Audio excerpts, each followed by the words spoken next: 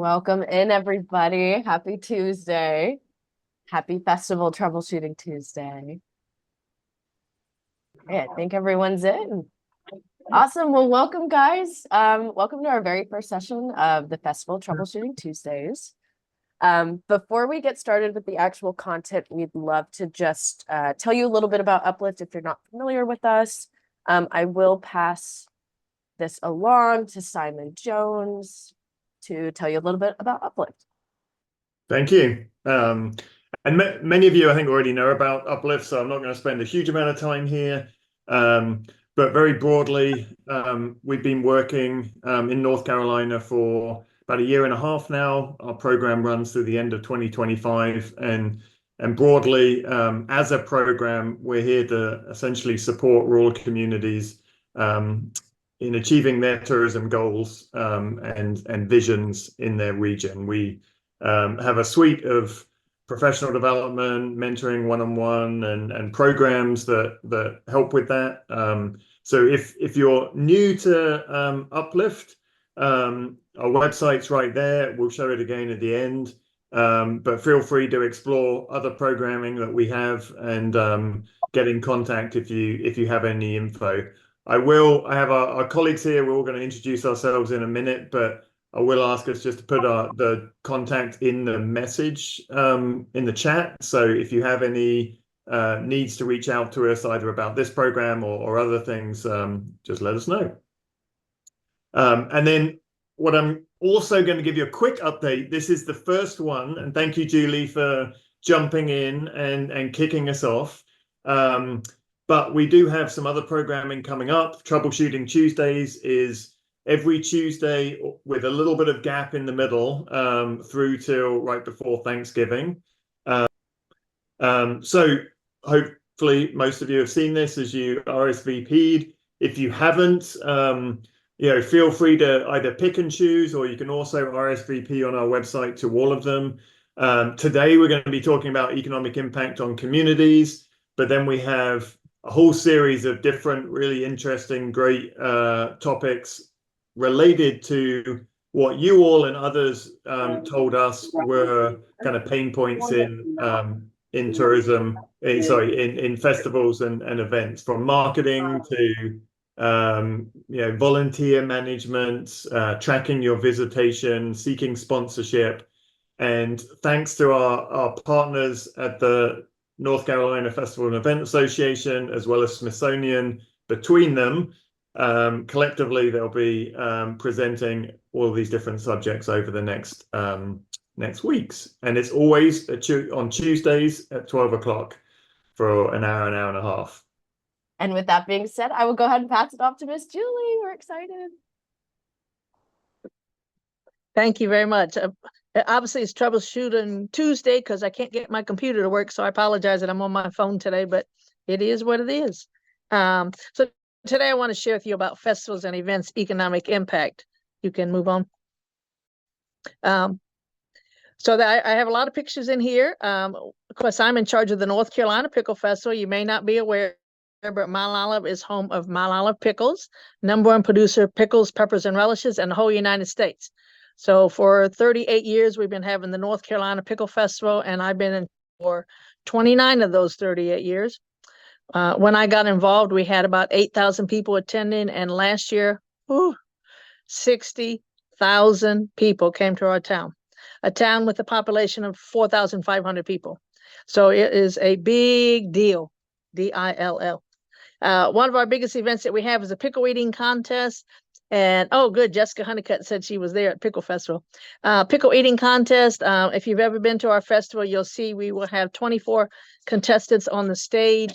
They will try to eat as many Mile Olive big fat dill pickles in 5 minutes time. I think the record is 13, but it's a lot of fun, and there'll probably be 1,000 people sitting around watching it. But next slide. But people ask all the time, they say, well, what is the impact that festivals have? And maybe your town board is saying, should we have a festival? Should we keep a festival? Should we get rid of a festival? Well, I find that there's a couple key things. One is festivals act as a catalyst for increasing consumer spending. People are coming to your community and they are spending in your restaurants, in your gas stations, in your stores, in your hotels.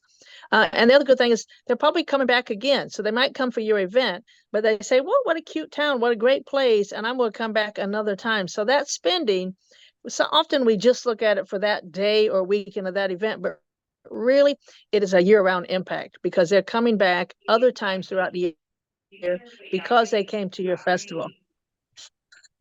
The other thing is that it is promoting tourism.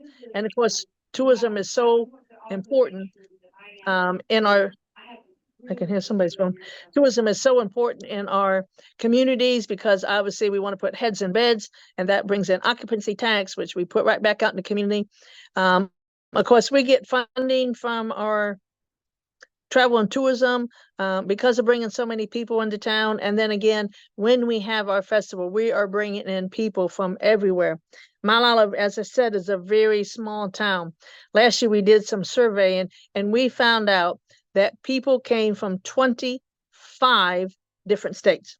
That blows my mind to think that people are traveling from St. Louis and Florida and Maine and Vermont and Ohio and Michigan to come to my festival. Talk about promoting tourism. That is a phenomenal way that you can look at that these festivals and events have an impact on your community and on the economy. The third is it supports various industries. And again, I think the misconception is people say, well, the only people making money are the people who are vendors at the festival. But when you think about it, a lot of times, because there's a big event going on in your community, your local stores may have to hire extra people to work in the stores because there's going to be more traffic in the stores. We don't have this in our town, but you may have more people who are taxi drivers or Uber drivers or Lyft drivers, right? You might have to have more people working at the hotels because you got more people coming into town. So it's not just the festival that's getting the business. It's so many other industries. And as more people come to your community, then you may have to build new buildings or have new stores or new things. So the impact on the various industries is huge. It's kind of hard to pinpoint it on, but it really does have impact on it, and it definitely makes a difference. And I think the favorite reason why festivals have an impact because people are happy. And if we didn't know it before, we knew it after COVID, when people wanted to get out of the house and come somewhere and do anything. And when you're happy, you're having a great time, you're spending more money, and you get caught up in a festival, and the next thing you're buying merchandise and you're trying food, and of course in Mount Olive you're eating pickles, and you're just spending money, and it's just a great thing. So festivals really do have an impact on our economy in so many more ways than we never think about. Next slide. Now, every year we pick a theme for our pickle festival. And I do a lot of traveling. I've been to all 50 states, all 7 continents, and 92 countries. So many of our themes come from my world travels. This theme for last year actually came from my travels. I was in Switzerland, and I was up at the top of the Swiss Alps, and there was a James Bond museum up the top of the Swiss Alps. And that's also where they filmed a James Bond movie. Well, as soon as I went to that museum, I'm like, I have got to have a James Bond theme. So, of course, if you ever watch James Bond movies, he's always drinking martinis where they're shaken, not stirred. So we put our little twist on it, pickled, not stirred. And people know that we have unique themes. That's one thing that brings a lot of people to our festival and sells a lot of merchandise because we don't use the same thing and the same design every year. We always have a unique design. And so people love to come and buy our merchandise and see what we have. So this is our James Bond theme. Next page. Festivals, of course, are a catalyst for increased consumer spending because people do want to come, and when they go to an event like that, they know that they're going to spend money. They know that it's going to cost a little bit more to get a lemonade or a hamburger than normal, but they're okay with that. And they want to come and spend money at the festival and spend money in your community. So again, in your community, your stores, your restaurants, your gas stations, right? So you need to make sure your community is aware that you're having an event because maybe they don't even know you have an event. Hopefully you've done good marketing to your own merchants to let them know to be prepared, not to raise their prices, but to be prepared for the extra people coming to town and have enough product on site. Again, people are in your town and they're going into the stores and I've never been in this little gift store. I've never been in this little boutique, right? And the next thing you know, they're buying gifts and they're taking things back for other people. They're eating in your restaurants. In fact, I talk to my little restaurants. I talk to my managers of my restaurants every year at Pickle Festival, and hands down, the biggest weekend out of the whole year that they make money is the weekend of Pickle Festival. And they love that, right? So they're getting huge amount. Yes, people coming and eating at the festival, but on the way into the festival, they're stopping and picking up biscuits. On the way out, they're stopping and get a hamburger and cheeseburgers. They hit the road. So the restaurants are loving it. They're getting a lot of business. And the gas stations, I think one year one of my gas stations almost ran out of gas because they were like, oh, we didn't know so many people are going to be getting gas. So again, it's a great way to bring more money into your community. As I said, sometimes you have so many people coming to your event that you need to make sure that your merchants are prepared and make sure they're stocking up on their products that they have, so you're not running out of those things. Not only for the vendors to stock up, but for your merchants to stock up on stuff, on their goods and services that they provide, and to be ready for whatever's going on. It's important that you have those conversations with your merchants and let them know so that they can be prepared, because I hear many of them say, oh, I wish I had only got more stock. And on the other hand, I always have a conversation with my restaurants and say, hey, don't offer your full menu during the festival. You don't have time to serve 25 different items. Pick 5, right? Pick 5 things that you can cook very quickly. People can come in and out of your restaurant and get what they want to eat and go on their way. And my merchants and my restaurant managers say they do much better with just a few items. Instead of having their full menu, they can be constantly getting people in and out, in and out, in and out. Festivals and events offers a platform for small businesses and local groups. I can speak for my town. All of our churches set up parking, so they raise money from the parking during our event. All of my civic groups and my Boy Scouts and Girl Scouts and all my little youth programs all have a booth at the festival. They count on having that money and making that money during the festival weekend. So it's really important for them to be able to do that. And I think, what if our festival went away? What would happen to those small businesses? What would happen to those youth programs? What would happen to those things, right? So it really does bring in a lot of money. And the good thing about the youth groups and the merchants, that money stays right here in our town. And as I mentioned earlier, sometimes you have to hire extra staff for that weekend because you have so many people. One of our biggest challenges, and I'll talk a little bit more about that, is the parking with so many people coming to town. And we have shuttle services, and we had to actually hire more buses to accommodate all the extra people and hire more drivers, right? So here's a perfect example of how now we've hired more local people to drive our buses. Of course, these are people who are CDL licensed, and now they're putting more money in their pockets. So there's just so many ways that this consumer spending increases the income in your community. Next slide. I'll jump in real quick, Miss Julie. I have a question for you. Yes. So I thought it was so fascinating how you have conversations with the community members and vendors and shop owners to stock up before your festival. How do you initiate those conversations? I assume now you have a working relationship with everybody, but maybe at the beginning of your festival, if they were, a stranger to you, did you just call them up on the phone? Did you try to find a connector between the two of you? What do you think about that? Yeah, great question. So I'm the Chamber of Commerce president, so that helps a lot. And many of our businesses are chamber members, although not all of them are. So of course we have constant email communication with our chamber members. However, the ones that are not chamber members, I usually take a flyer around and just have conversations with folks just sometimes just walking into the store and saying, hey, I don't know if you know, but there's a big event coming up, and here's the kind of things happening. Even if you take them a copy of last year's brochure to see the sample of all the different things that's going to be happening and going on. But it is good to make sure everybody is informed and on the same page. We don't do a lot of marketing in our own town because the average person in our little town knows when the festival is, but it still is good to make sure you might have some new people who don't know and make sure they are informed about it. Totally. Great And the question. brochure, you said that you'll sometimes, if you're meeting someone new, you'll say, hey, this is what it is.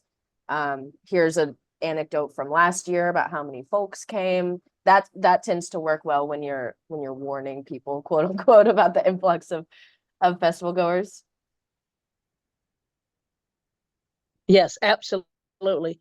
And I didn't mention on this slide here, but we have to obviously hire a lot of extra security because our local police department cannot accommodate all that. So we hire, we're right on the border of Wayne County, Duplin County. So we hire Duplin County from the sheriff department. We hire Wayne County Sheriff Department. We use Mount Olive police officers. We use police officers from other local nearby towns. So again, this is providing more income to them as well. And I've even noticed we've had some Airbnbs open up in the last couple of years, and they're like, "Oh, we're gonna be selling out during pickle weekend." So there's just so many ways that you can bring money into your community as a result of your festival. And of course, yes, you want the people to come to the festival and spend the money, but they're also spending money elsewhere in town, which is so good. Thanks, Julie, for This answering was that. my next slide. This was my theme for last year. We had a pickle royalty theme.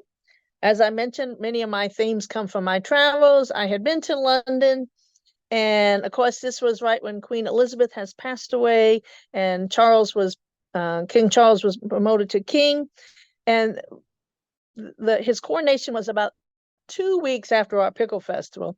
So I had a great idea. I got a pickle festival T-shirt, and I got my pickle festival letterhead, and I wrote a nice letter congratulating King Charles III on being named king, and please accept this pickle festival T-shirt. And I mailed it off to Buckingham Palace, and everybody said, "You are crazy." I said, "Well, he got to have a pickle festival T-shirt." I felt like I'd never hear anything from him, but lo and behold, 3 months after I mailed this to him, one day I'm going through my mail at the chamber, and there was an envelope with the return address of Buckingham Palace. And inside was a picture of Charles and Camilla and a letter that obviously one of his staff wrote, but it specifically mentioned, "Thank you for the North Carolina Pickle Festival T-shirt with the pickle royalty theme." Now, you just don't ever know where your themes may take you or what's going to happen. So I just want to share that with you. I do stuff like that all the time. And I'm like, if I get a response, I do. If I don't, I don't. That was great marketing for us, right? Now, I doubt that the king's wearing my T-shirt, but I know it's somewhere over in England. And one day I'm going to be over in London and see my T-shirt. So again, my themes are unique and different. This one says, "Keep calm and pickle on," because the Queen always said, "Keep calm and carry on." But we pickle on in Mount Olive. So next slide. How does this promote tourism? Well, I think you got to look at your community and say, what is unique about, there was one lady who said she was getting ready to start a festival. What is so unique about your community that nobody else has? Or what do you do that nobody else does? Years ago, the town of Mount Olive actually hired a consultant to come to Mount Olive. They wanted to start a festival, and they couldn't decide what kind of festival they have. And this consultant very quickly said, "Hello, you have a pickle company in your town. Why don't you have a pickle festival?" Like, it was so obvious, but nobody could see it. So, of course, that is why people come, because they want to try all kinds of pickles at our festival, right? And we do have, and I'll talk a little bit more about that later, but all kinds of unique pickle foods and drinks that you can try. But think about what is unique about your community. What do you do? Is there some kind of historic site? Is there some cultural thing? Is there something that would be willing to bring people in because they want to see this thing, experience this thing, or whatever? And I think that's how you make your festival successful, is finding that unique angle that you can do. When people come, of course, they're spending money on accommodations. We only have one hotel in Mount Olive, so our festival is the end of April, and in January, the hotel's already sold out for that April date. But our county has about 10 or 12 hotels, and they all sell out. They love it, right? Because they know that we're bringing in tons of people. Dining, and again, if people are staying in your community, they're eating in your restaurants. Transportation, maybe you have Uber or taxis or a bus system or whatnot. Again, other ways that money's coming in. And people want to spend money to have local experiences, whatever that might be. So if you don't have something already in place, set up something. Now, all the time we hear, "Oh, can I take a tour of the pickle company?" Well, due to liability issues, they don't offer that. It would be great if we could, because I think everybody and their brother would sign up to take a tour of the pickle company. But think about what's different that people would be willing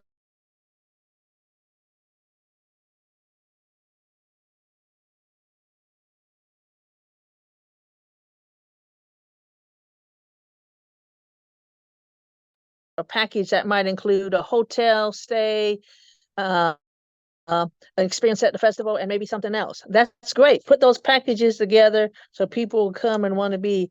Maybe your package includes some kind of special souvenir that you can only get if you come to the Pickle Festival, or you can only get if you take this particular tour. So those again are great things that you can do. And again, tourism expands beyond your community. Yes, Mount Olive brings in a lot of money, but so does Wayne County and our surrounding counties, Lenore County, Duplin County, Sampson County, right? Wayne County, they all benefit from our festival. So this is a great way to do this. The other thing that we do is I have 2-3 festivals that we're sister festivals with. Find some festivals that are nearby you, that are kind of even close, not only in distance, but close in the time of when your event is. So for example, the Barbecue Festival in the Noose in Kinston is the weekend after the Pickle Festival. We're 45 minutes apart. I promote the Barbecue Festival on my festival website, and they promote the Pickle Festival on their website. Doesn't cost us anything, right? And so when people are coming to our pickle website, we say, hey, come this weekend to the Pickle Festival, and the following week can come back and go to Kinston because I got this great barbecue festival. And they're saying the same. Hey, come the weekend before to Mount Olive and enjoy the Pickle Festival, and then come to our barbecue.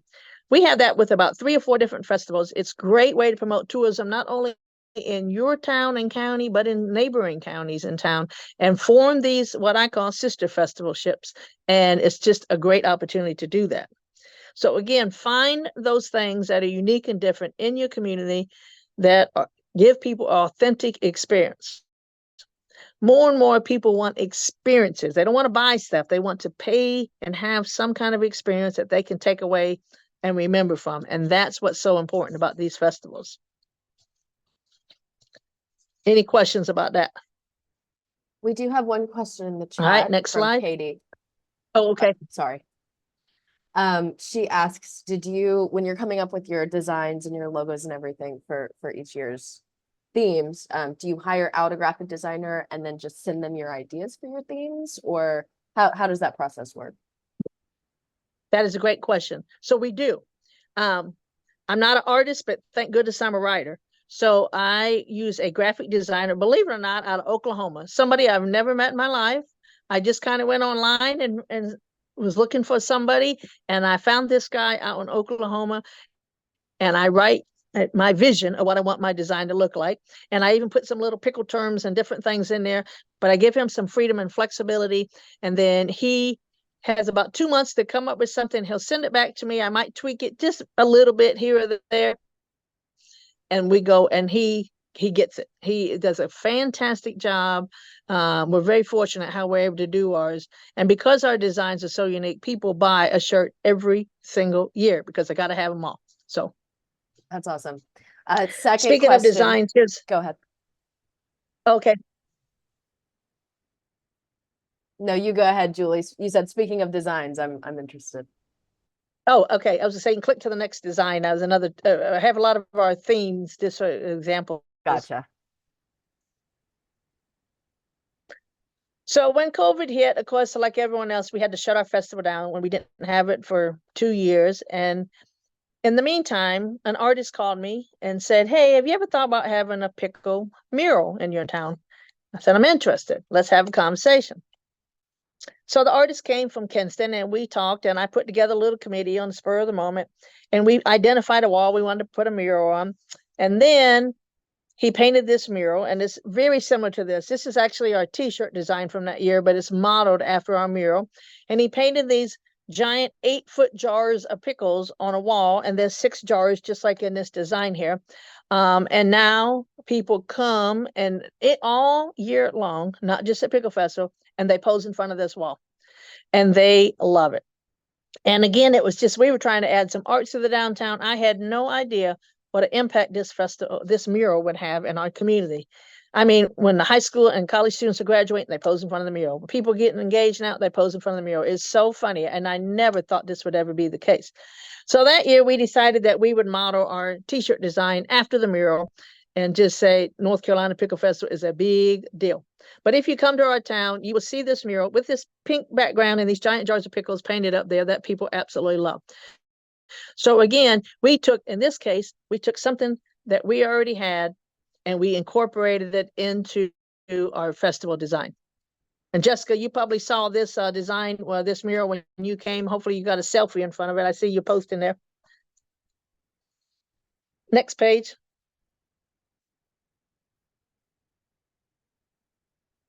The other thing is with festivals and events, often, and I can speak for our town, and I'm sure all towns are the same. The more your event grows and the more people attend, the more you have to figure out your infrastructure and figure out what you need to have. And what comes out is that sometimes you get better things in your community just because of that event or those events. But these are things that your citizens will benefit from year round. So it might be better water system, better electricity, better just different things. Maybe they've added an event center that now is being used year round and not just during your festival. So again, I think the local government and the authorities want to invest in infrastructure because they want people to appreciate when they come to town, but the citizens are benefiting from this infrastructure year around, which is really great. Sometimes you have to add new improved spaces, and our local bank decided to buy 2 buildings and tear them down and make a little parklet, and now that is the main center point of our festival.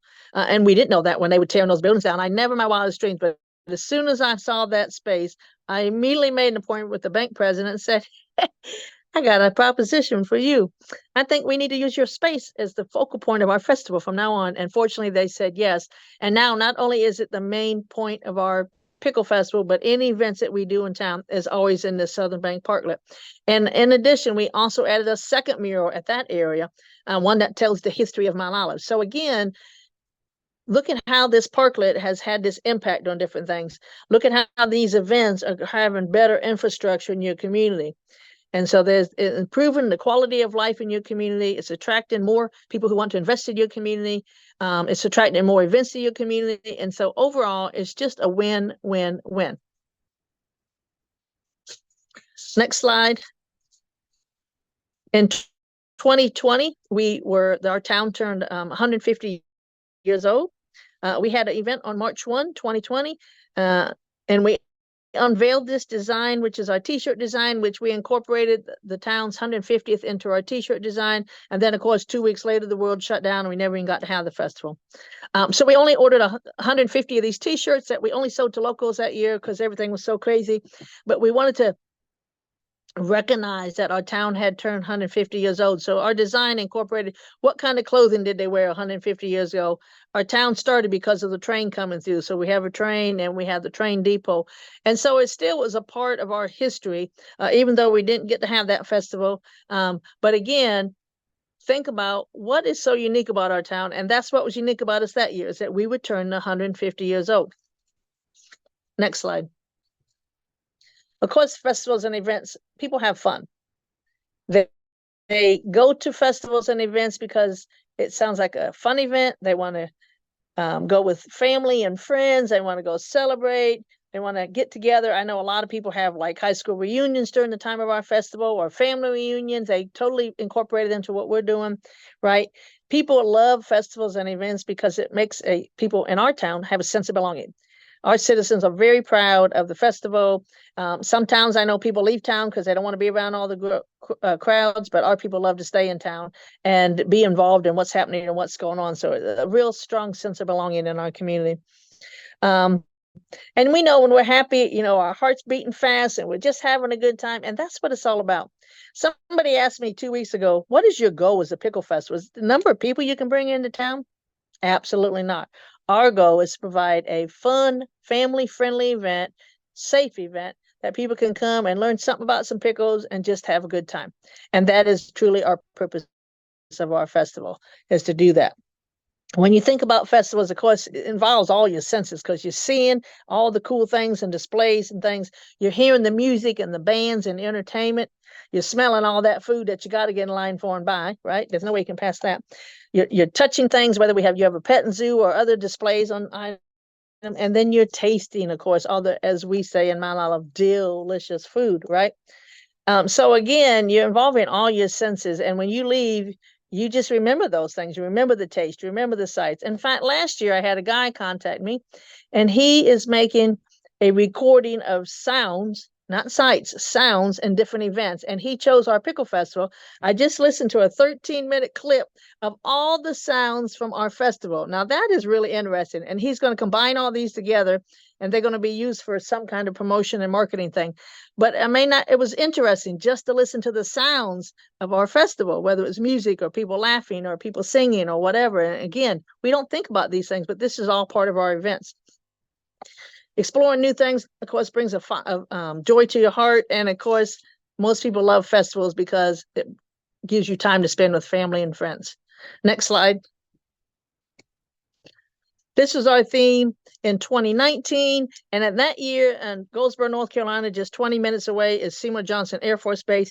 And they have an air show every other year. And it just so happened that that particular year, the festival and the air show fell on the same weekend. The Air Force did not choose this date, but that's the date they were told. If you want the Blue Angels to come, this is the date we're coming. So again, it's about partnership. We sat down with the folks from the Air Force Base. The Pickle Festival got together and we worked out a plan. How can we market our events together? How can we adapt and accommodate all the people that are coming to our county between the air show and the Pickle Festival? They'll bring in 100,000 people. And we decided that year, as a tribute to our military, we would combine our design with a combination of military and festivals.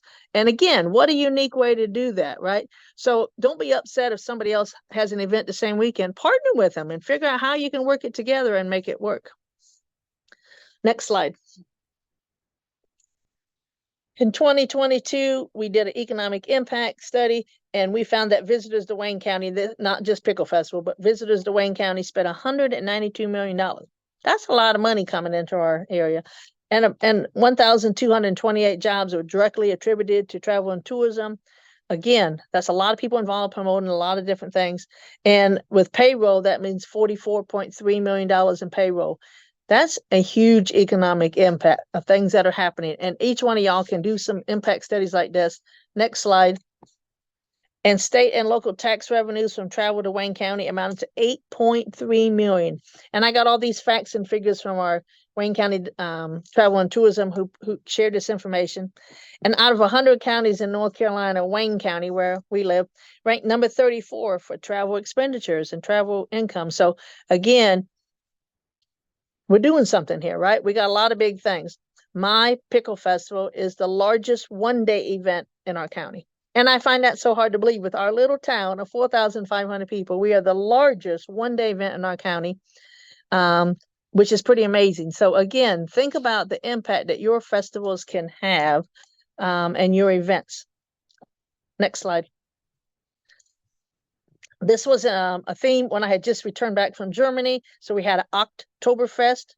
And so, of course, we incorporated pickles and pretzels and hot dogs and Oompa music and stuff like that. And we also try to make sure if we're having a particular theme, we have some extra different kind of foods and stuff that we have that relate to that theme as well.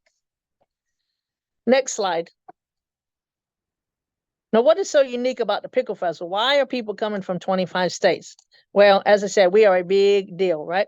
We have a pickle packing production challenge. I worked with the pickle company to say, hey, how do you pack pickles at the pickle plant? And there's some of them are done by machine, but many of them are done by hand.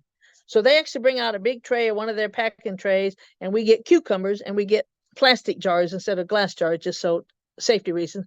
And we have people line up and compete against each other and who can pack the pickles the fastest in their jars, just like you do at the pickle plant. And then, of course, whoever's fastest, we give them prizes. A fun event, but it's also educational because you learn about how to pack pickles. I talked about the pickle eating contest. 2 years ago, one of our pickle eating contestants didn't show up, so I jumped up on stage. That was that first picture. And I was the celebrity pickle eater. I don't even know how the people did it. I love pickles, and I could barely eat those pickles, and they were just chowing down so fast. But it's something unique and different that people love to do. We have Picklelicious food. So a couple years ago, we started Picklelicious, and we got these little banners you see a picture of here. And if your booth serves pickle food or pickle drink, you get this Picklelicious banner outside of your booth. And that means you're serving pickle donuts, pickle fudge, pickle popcorn, pickle pizza, pickle Slurpees, pickle slushies, pickle lemonade, pickly something, right?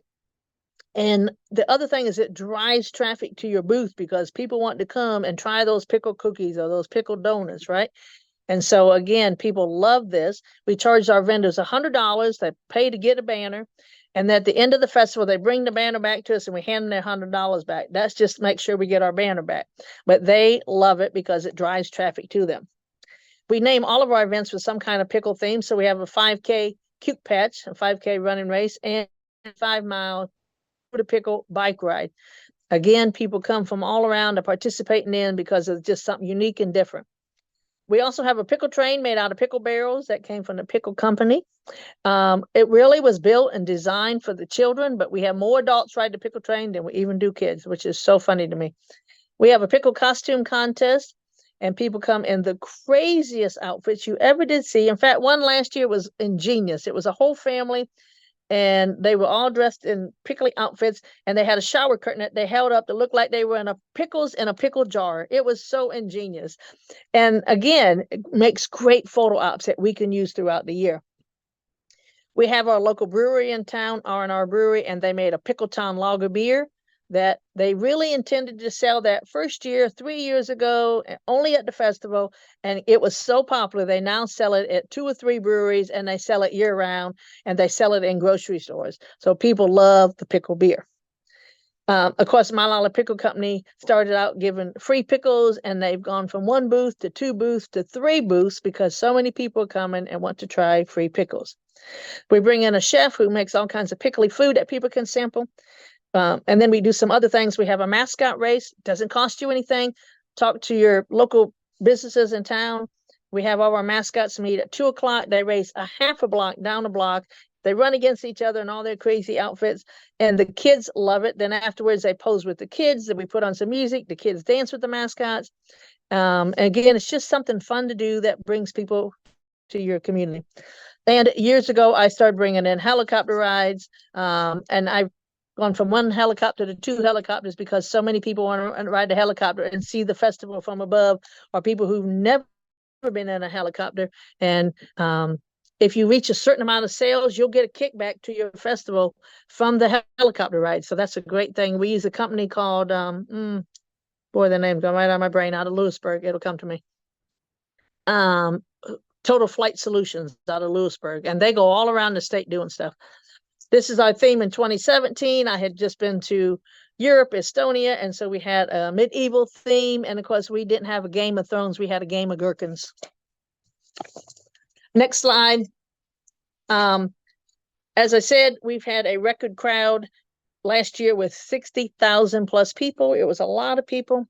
I said we had people come from 25 states. We put QR codes all around to ask people to give out information. We had 250 people apply to be in our pickle eating contest. We could only choose 24. And so that was interesting. I put together a VIP tote that was really interesting, and it had all kinds of pickly products in there. And we charged $75. I said, nobody gonna buy in. And we sold, I think I had 200, and we sold all but 5 of them. People were scrambling to get those VIP totes. You could only buy them the day of the festival. You could not buy them in advance. We had 175 vendors, more than we've ever had. We brought in another company that made pickle margaritas, pickleback shots. So we had options other than just pickle beer. And we made more money than we ever made. And so it was fantastic. On the negative part, next slide, we had lots of challenges because we had so many people. We had to add more parking lots and more shuttle buses, and we still didn't have enough. Our parking was a nightmare last year, I'll be honest. That's our number one challenge to figure that out. And the University of Malala was in our town, and their graduation date got changed to the same day as the Pickle Festival. And we used the entire campus as part of our parking. So the university chose to move their graduation to a Friday instead of a Saturday. That was actually a little bit of a challenge for us. It kind of worked out good because people came to town on Friday for graduation, stayed overnight, and went to the festival on Saturday. We had more expenses than we've ever had because now all the county offices are saying, hey, we got to charge you for security. We got to charge you for EMS. We got to charge you for more of this and more of that. So we really have to think about how we're going to make all that work. And again, we just had congestion in the footprint of the festival because we had so many more people than we've ever had, even though we'd expanded the footprint. Next page, a couple other challenges. For the first time ever, we added the no pet policy. And that made some people very angry. We tried as much as possible to inform people ahead of time, but we also had a boarding place on site that people could pay to board their pets. And then we had some town commissioners who had their own ideas about how things could be run, and they chose to wait till the weekend of the festival to bring up those things that they would like to change. It's kind of late now. You should have talked to us before. And then the newspaper wrote an article, and that created a lot of interest in the community, good and bad. So again, last year was our most successful festival, but it was the most challenging festival we ever had because we've gotten so big and we got so many more things going on. And then to top it all off, the state fire marshal felt the need to come to our festival last year, had some major concerns with the additional people coming. So we really have to think about that. So next slide. This is our mural that I was telling you about. As again, I said, these pickle jars are about 8 feet tall. And so people love to stop and pose in front of these murals. And last slide here, and then we'll open it up for questions. These are just some different pictures from the festival. This is my contact information. Feel free to reach out to me. And the top left, several years ago, Our State Magazine called me and came to town and did a feature on me.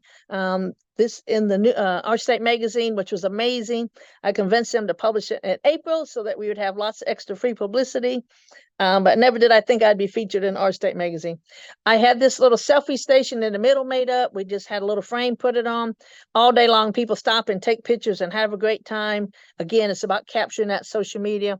And the top right, NC State does a Krispy Kreme challenge. And of course, last year I went dressed as a pickle. And so now I'm running down the street as a pickle, promoting my pickle festival, which is 3 months later, and eating donuts.